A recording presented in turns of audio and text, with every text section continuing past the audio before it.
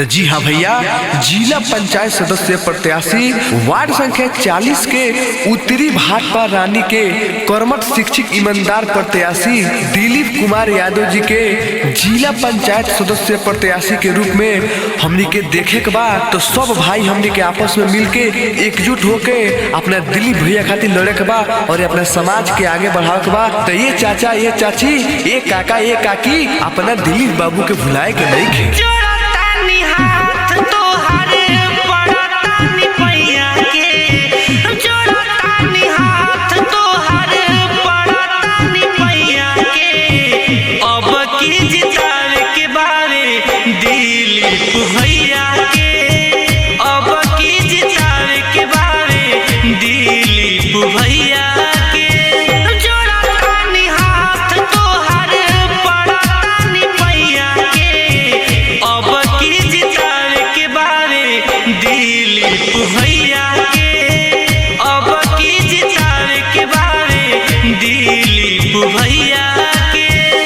बहुत देख ली जमीन अब आकाश देखेगा, बहुत देख ली जमीन अब आकाश देखेगा।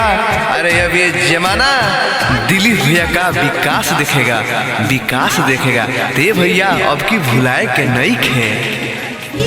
जीत जाई है भैया दुखवा हो जाई दूर हो, सोच ले बाड़ा काका जवन होई जरूर हो।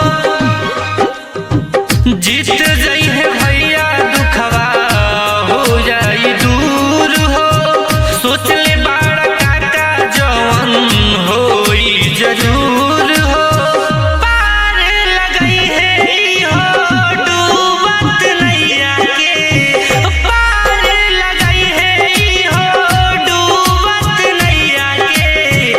अब की जितावे के बारे दिलीप भैया के, अब की जितावे के बारे दिलीप भैया के।